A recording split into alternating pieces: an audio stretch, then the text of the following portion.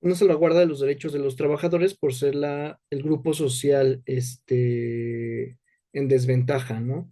Entonces, al final del día, pues este derecho público o esta tutela, por así decirlo, del Estado va a velar precisamente por el que estas relaciones se mantengan en paz, se mantengan en constante equilibrio o intenten mantenerse en constante equilibrio, dándole ciertas ventajas al trabajador, como ya lo mencionaba con los principios, ¿no? El tema de la suplencia de la queja en materia laboral, en donde todo aquello que no haya sido mencionado por el trabajador y que de la lectura del escrito de contestación y del escrito de demanda, el órgano jurisdiccional puede determinar que es en beneficio, así lo debe de tomar. Em, Aquí volvemos a tomar de nueva cuenta el tema de las fuentes, como las fuentes formales, las fuentes reales y las fuentes históricas. Ya lo mencionaba, ¿no? Las fuentes formales son todas aquellas fuentes que se originan de un proceso legislativo o que provienen de una autoridad. Aquí, ¿cuáles vamos a encontrar? Bueno, ya sabemos que es la Constitución, los tratados internacionales, la jurisprudencia, de manera en específico de la Ley Federal del Trabajo. Aquí no hay una supletoriedad, únicamente es la Ley Federal del Trabajo la que se va a aplicar en cuestiones de derecho del trabajo. Con respecto a las fuentes reales, ya lo decíamos, son todos los fenómenos sociales que provocan el surgimiento de alguna legislación. En el caso del derecho del trabajo, pues son las huelgas de Cananea y Río Blanco, y que propició también el tema de la gran represión por parte del gobierno de Díaz en contra de estos dos grupos sociales, que pues obviamente marcaron. De hecho, cuando lean el diario de debates que tiene que ver con la actividad, se van a dar cuenta que son puntos fundamentales también con respecto a la discusión. Y las fuentes históricas, pues ya mencionábamos que son aquellos textos jurídicos que han dejado de tener vigencia y validez o que han sido modificados en el transcurso de los años, ¿no? Ya lo mencionábamos, las constituciones del 24, del 57, las leyes fundamentales, eh, también la Constitución en un primer momento de 1917, antes de todas las reformas, y finalmente la Ley Federal del Trabajo, cuando recién fue publicada, pues ha tenido diversas modificaciones, ¿no? Tan es así como ya lo mencionaba ahorita con el tema de la justicia laboral, los cambios que ha tenido con la reforma del 2019 y de la reforma del 2012, ¿no? Que en esta de 1970 no solicitaba que los profesionales del derecho estuvieran titulados ni que aquella persona que representara al trabajador fuera licenciado en derecho, simplemente podía presentarse cualquiera y litigar en materia laboral. Vamos a pasar a un tema de suma importancia, que son las bases pues, del derecho laboral en nuestro país, eh, que son propiamente el artículo 123 y el artículo quinto, ya de manera como más en específica. Ya lo mencionábamos también el artículo quinto en la clase de Derecho Mercantil, cuando mencionábamos esta libertad de la profesión, ¿no? Que pues el Estado se quedaba como muy cortito, nada más decía, todos los eh, que vivan en territorio mexicano tendrán derecho a realizar o a ejercer cualquier profesión. Permítanme 2 minutos. Perdón. Y que al final del día,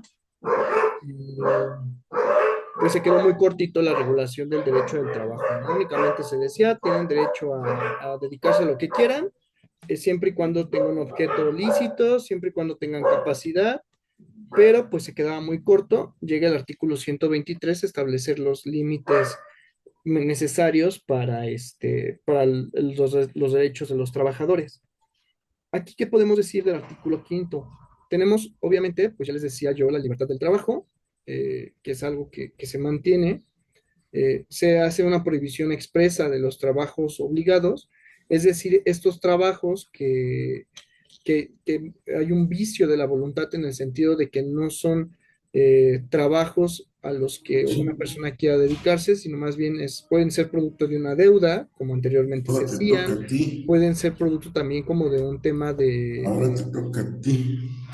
no sé, se me ocurre de trata de personas, como actualmente también ya hay una ley para evitar la discriminación, para evitar y erradicar la discriminación y la trata de personas, que es una de las leyes que actualmente tenemos, y también el ejercicio de los servicios públicos obligatorios, o sea que al final del día se entiende que, perdón, más que evitar, el de establecer cuáles son los servicios públicos obligatorios. Con estos servicios públicos obligatorios vamos a encontrar uno que se encuentra regulado también en la misma Constitución, en el artículo 31 constitucional, que habla precisamente de las obligaciones de los mexicanos, que una de ellas es el servicio militar. Se entiende que es un servicio público obligatorio, sin embargo, este servicio público obligatorio no tiene ninguna coacción. Es, se quedó muy corto el constituyente con respecto a este. Y, por ejemplo, el tema de los servicios obligatorios en materia electoral también es un servicio, es de carácter obligatorio. Todos los mexicanos estamos obligados cuando no corresponda a brindar este servicio. ¿Sale? Y bueno, también establece este artículo quinto los requisitos necesarios para algunos títulos profesionales. Es decir, que las personas que vayan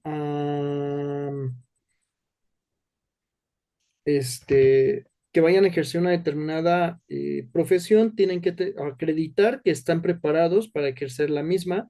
Entonces, pues al final del día es lo que este artículo quinto también va a regular.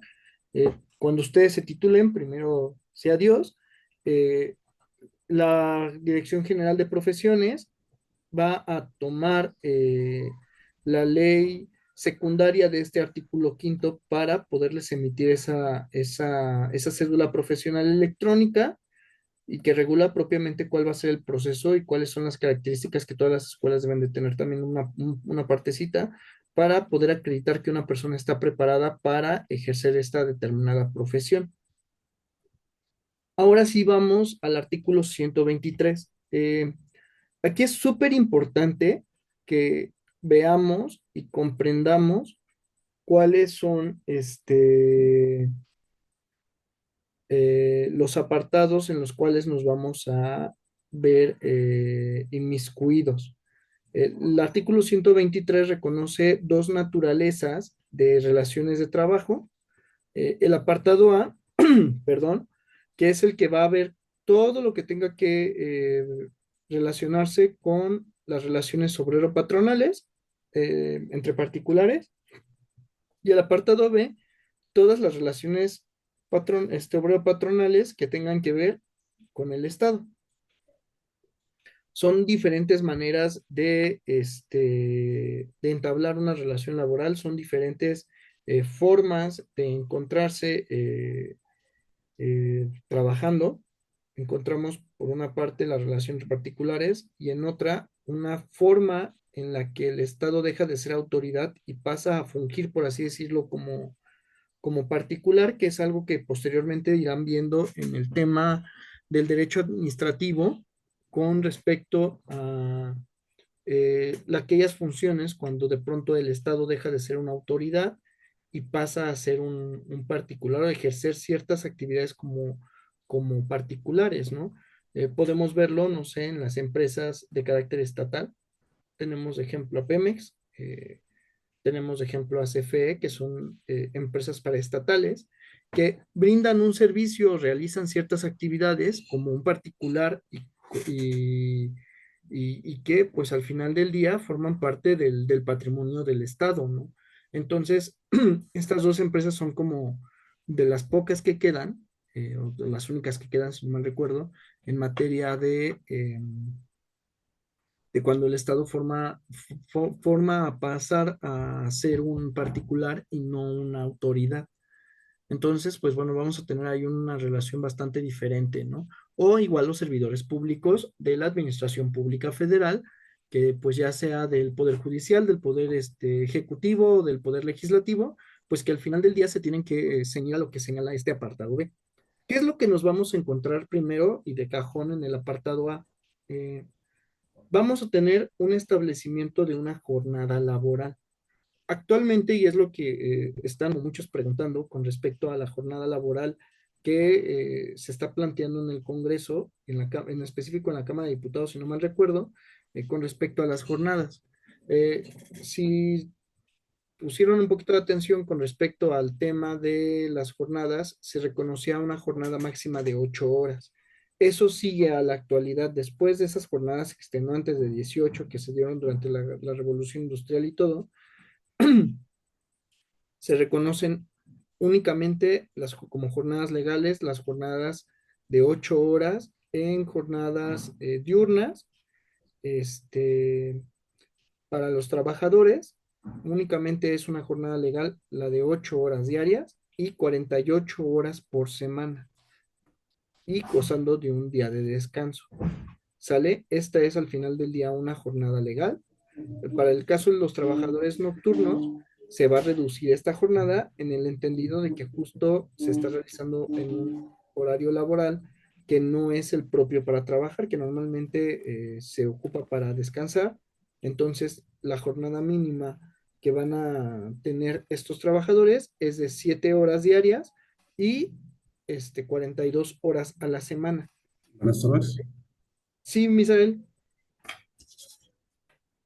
Perdón, ¿tenías perdón, duda? es que me entró una llamada. Ah, perdona.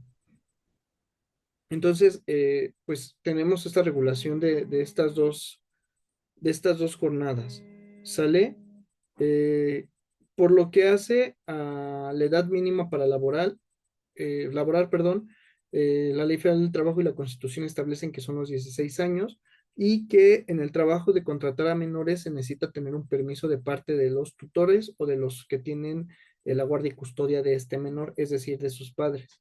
Y las jornadas van a ser menores a una jornada normal. En materia de trabajo, sí es un poco complicado el que una empresa tenga un menor de edad trabajando, se puede meter en algunos problemas, en algunos delitos, si es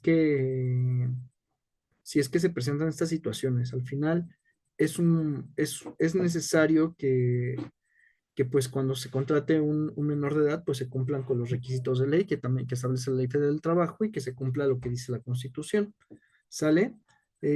Con respecto a la igualdad de salarios, esto lo que es un principio también que dice que a igualdad de condiciones y de trabajo, igualdad de salario. Es decir, que no puede haber una distinción entre los salarios que obtengan los trabajadores si realizan las mismas funciones. Es decir, los dos estamos capacitados para hacer exactamente lo mismo. Pensemos en un chico que trabaja en McDonald's con sus compañeros. Todos tienen que tener el mismo salario. Uno de ellos no puede tener mayor salario si hace las mismas actividades. Eso está prohibido. Lo que se ordena es tal cual que todos ganen igual y las mismas, y la misma con respecto al género, a la condición social, etcétera, pues también se exige lo mismo, ¿no? El tema de la partición de las utilidades es un derecho laboral, también para los trabajadores, en el sentido de que el Estado solicita, obliga a los patrones a que de la utilidad fiscal obtenida en el ejercicio fiscal inmediato anterior, se comparta una parte a los trabajadores con ciertos límites que establece la Ley Federal del Trabajo y también el Código Fiscal. Para esta partición de las utilidades hay un procedimiento, hay un proceso en el cual se tiene que integrar una comisión dentro de la empresa en la cual se pueda observar y verificar que eh, el reporte o las declaraciones anuales y bimestrales que presentó el patrón, pues están arrojando o no una utilidad y tendrán que hacer el cálculo correspondiente dependiendo como del tiempo que trabajaron, de su salario, cuál es la cantidad máxima que han de recibir. El tema de las horas extras. Este tema es súper complicado de pronto para los abogados, para el personal de recursos humanos, de pronto cuando se da esta situación de las horas extra, incluso para los trabajadores, en el sentido de que no se dimensiona o no se entiende cómo se deben de pagar y cuál es el máximo legal que establece la ley, ¿no? La ley establece que una persona puede trabajar eh, como una jornada extraordinaria, al menos, o como máximo, 3 horas diarias más después de su jornada, es decir, y que respete la jornada legal, ¿no? Si una persona trabaja 8 horas, se entiende que va a trabajar tres, es decir, solo va a trabajar 11 horas, no puede trabajar más horas extras en el sentido de que si no estaríamos en presencia de una esclavitud. Y pues también se tienen que pagar las horas al doble, las horas extras se tienen que pagar al doble y también hay un límite con respecto a las horas que se pueden trabajar como horas extra por semana, que únicamente van a ser eh, 3 horas diarias y el máximo son 9 horas a la semana.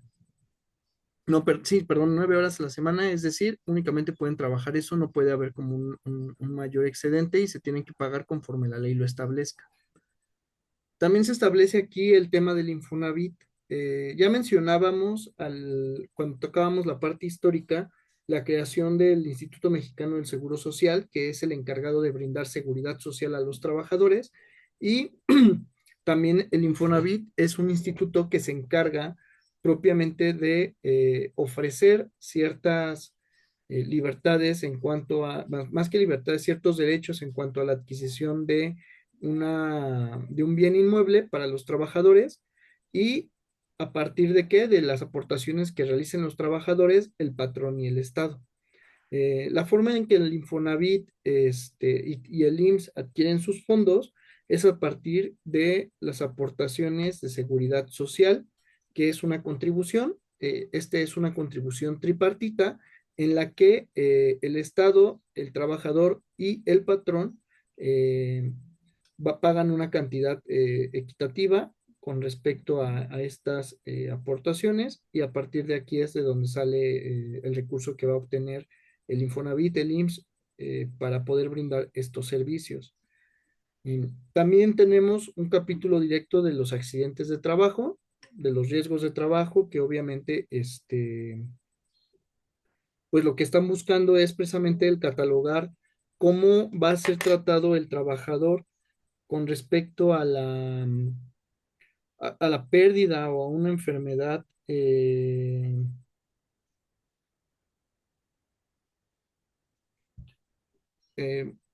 que pueda propiciarse por el ejercicio de la acción del trabajo, no sé, o que ocurra un accidente dentro de la fuente de trabajo por estar realizando la actividad propia, pues también la misma Constitución lo contempla. Es un capítulo muy grande dentro de la Ley Federal del Trabajo que regula esta situación, que cuantifica de manera específica cuáles son los padecimientos por los cuales y cuál es la cantidad que se tiene que pagar. Obviamente esto implica una hiperespecialización con respecto a la forma en la que a la forma en la que se pueda llevar a cabo la cuantificación. También establece o pone las bases del derecho sindical o del derecho colectivo del trabajo. Es decir, establece los principios fundamentales que toda organización sindical tiene que cubrir para poder tener una representación dentro de la fuente de trabajo. También establece los límites que deben de existir con respecto a la, al emplazamiento a huelga y al paro de labores. También tiene la misma Constitución las facultades, otorga las facultades para poder determinar cuándo una huelga es legal o no, cuál es el derecho que deben de tener los trabajadores, cuál es su representación, cuál es el proceso. ¿Sale? Eh, también que contiene este artículo 123 en el apartado A, pues propiamente eso del descanso, ya les mencionaba que si la jornada laboral a la semana es legal, es de 48 horas, eso nos está diciendo que tiene que haber por lo menos un día de descanso a la semana, que es un derecho irrenunciable del trabajador y el cual tiene que ser pagado, en caso de que se laborase, se tiene que pagar con una cuantificación mayor o los días de descanso obligatorio, que también esos pues ya sabemos, últimamente han recibido como bastantes cambios, Antes es el día de trabajo se celebraba, o el día de inhábil se celebraba en el día que correspondía. Después, en el sexenio de Calderón, el día cambió al primer lunes del mes correspondiente al día donde se estuviera celebrando, al día que se estuviera celebrando. Posteriormente también este año se modificó el asueto correspondiente al 1 de diciembre. Se modificó para el 1 de octubre, que tenía que ver con el cambio del Poder Ejecutivo Federal. Normalmente era en diciembre, se realizaba en diciembre justo para este cambio, y era un día inhábil cada 6 años. Entonces, al final, pues, el mismo artículo 123 constitucional prevé esta situación de cómo se debe de pagar el día de descanso obligatorio o el día de descanso semanal por parte de los trabajadores, y que el patrón tiene que cubrir. También establece o pone las bases de los derechos de las mujeres en estado de gravidez. Digamos que lo pone y lo remarca como más en específico. Eh, se entiende también cómo las empresas o los patrones deben de proteger este derecho. Justo es lo que se está evitando también al establecer este mandato constitucional en este artículo. Lo que se busca es evitar la discriminación, ¿no? Y la estabilidad en el empleo para esta trabajadora. Y finalmente, el establecimiento del salario mínimo. Sabemos que hay dos formas, bueno, bueno, más bien son tres regiones del salario mínimo, que van a cambiar dependiendo de la zona en la que se encuentre la fuente de trabajo, que es la zona centro, que es la zona A, que es un sueldo, y las zonas fronterizas. Es obviamente un sueldo mayor, dependiendo como de dónde se ubique la fuente de trabajo, y pues las cantidades son diferentes. Cada año tienen un aumento. Los diputados han aumentado la cantidad del salario mínimo em, de una fecha para acá, también como una medida, por así decirlo, para evitar la situación inflacionaria, pero bueno, al final está contemplado en la misma Constitución. Con respecto al apartado B, pues ya lo decíamos, que es una forma diferente de relación laboral, porque aquí el Estado funciona como un particular. Obviamente también del, el trabajador del Estado pues debe tener ciertos derechos, porque si no sería una incoherencia, bueno, que desafortunadamente sigue siendo como de pronto una incoherencia eh, dentro de la administración pública, que los trabajadores del servicio del Estado en ocasiones tengan o sean violentados en sus derechos, y que el Estado no eh, ejerza lo mismo que ejerce con el apartado B. Por ejemplo, hace 2 años, aquí en la Ciudad de México, cuando fue la implementación de la reforma judicial, eh, cada junta de conciliación y arbitraje tenía a un personal administrativo que hacía funciones de conciliación. Obviamente, este personal administrativo ayudaba a que muchos, perdón, de los juicios tuvieran una resolución incluso antes de la emisión de un laudo. Ayudaba a las partes a convenir, a terminar los juicios antes de, y pues bueno, con la implementación de la justicia laboral, de la reforma, pues prácticamente, más bien no prácticamente, a todos los conciliadores, eh, la Junta de Conciliación y Arbitraje de la Ciudad de México, en atención a lo ordenado por la jefatura de gobierno de la Ciudad de México, despidió a todos los conciliadores. Dejaron prácticamente a las juntas sin sin este personal administrativo, y pues sin un derecho a una liquidación, tal cual fue de: ya terminó tu relación laboral, muchas gracias por participar, no se te va a pagar nada, y ya no hagas este relajo. Los mismos conciliadores estuvieron un tiempo peleando por el respeto de sus derechos laborales, pero pues bueno, es algo que el Estado, en este caso la Ciudad de México, pues omitió y evitó. Em, y pues bueno, también se ha presentado esta situación con algunas otras prácticas que tienen de pronto dentro de la administración pública que va en contra de los derechos de los trabajadores.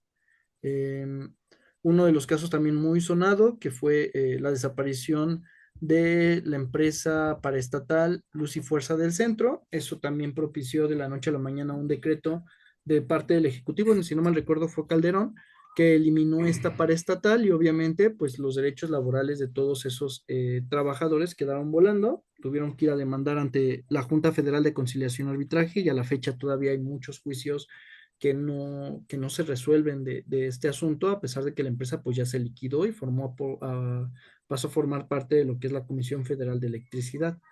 Entonces sí es como todo un tema de pronto esas relaciones de trabajo, eh, donde el Estado actúa como un particular y a veces se extralimita como particular con respecto a las relaciones que tiene con sus trabajadores, que también tienen algunas ventajas los trabajadores del Estado, ¿no? Por ejemplo, este derecho al escalafón, o sea que precisamente van a recibir su salario dependiendo como de las actividades que están realizando y dependiendo como de los acuerdos que han tenido con los sindicatos, dependiendo em, del área de la Secretaría de la Administración Pública o de la Secretaría dependiente de la Administración Pública a la cual pertenecen, pues obviamente esto pues es algo que se tiene que llevar. Tienen un proceso especial para el tema de la, para el tema de los despidos, no es de manera sencilla, tiene que tener un proceso, tiene que ver actas administrativas levantadas por el superior jerárquico y tienen que ser firmadas también por el trabajador, tiene que estar todo atendiendo a los principios del 14 y el 16 constitucional, que debe estar fundado y motivado. Entonces, sí tiene su proceso. El derecho burocrático, a diferencia del otro, sí es un poquito más como tedioso, pero pues bueno, también tiene sus instancias, ¿no? En caso de que algún trabajador haya sido separado de su fuente de trabajo, eh, al final tiene una instancia que es el Tribunal Federal de Conciliación y Arbitraje para poder pelear ante el Estado, ante la dependencia de la administración pública, la salvaguarda de sus derechos laborales. También se establece el derecho a huelga, que aquí también tiene sus particularidades y tiene sus puntos diferentes, porque, bueno, recordemos que aquí el trabajador está trabajando para el Estado, que está haciendo ciertas funciones de administración pública.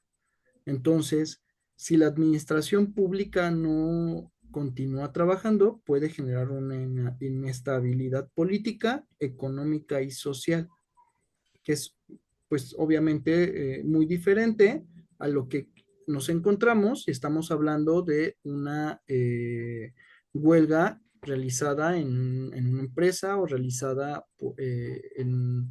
con algún patrón propiamente. Entonces, si tiene sus peculiaridades, igual su seguridad social, aquí es con dos instituciones, que es el ISSSTE y el FOBISTE, que son las dos instituciones que propiamente tienen todos los servidores públicos, y también la distinción de un trabajador de confianza, que pues propiamente esto es lo que engloba estos dos apartados de manera muy general, eh, justo en cuanto a las relaciones de trabajo, que bueno, sería lo que vendría la siguiente sesión. Este, Dejen veo si me hizo falta algo. Voy a dejar de compartir un momento la pantalla,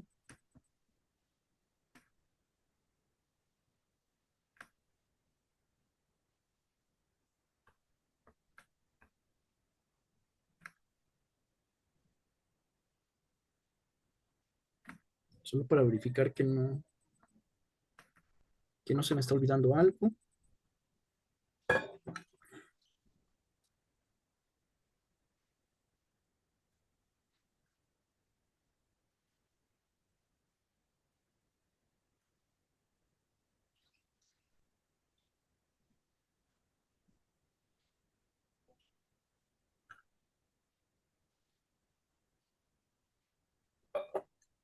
Sí, creo que no.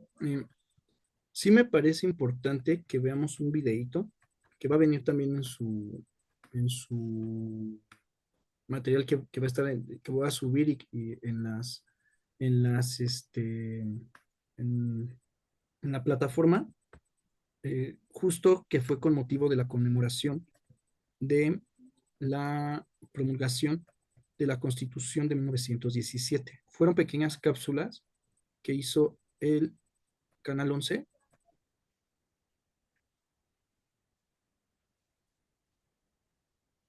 para poder explicar de manera sencilla cómo fue el diálogo del constituyente del 17. Entonces,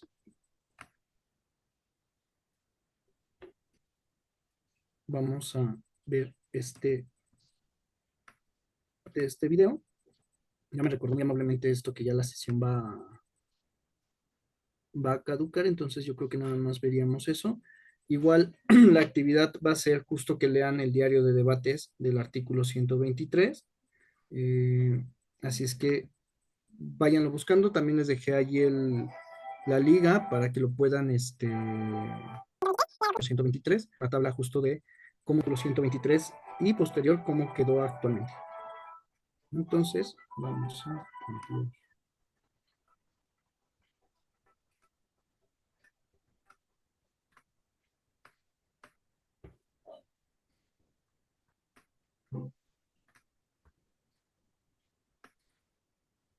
Permítanme un momento, creo que esta cosa se está revelando.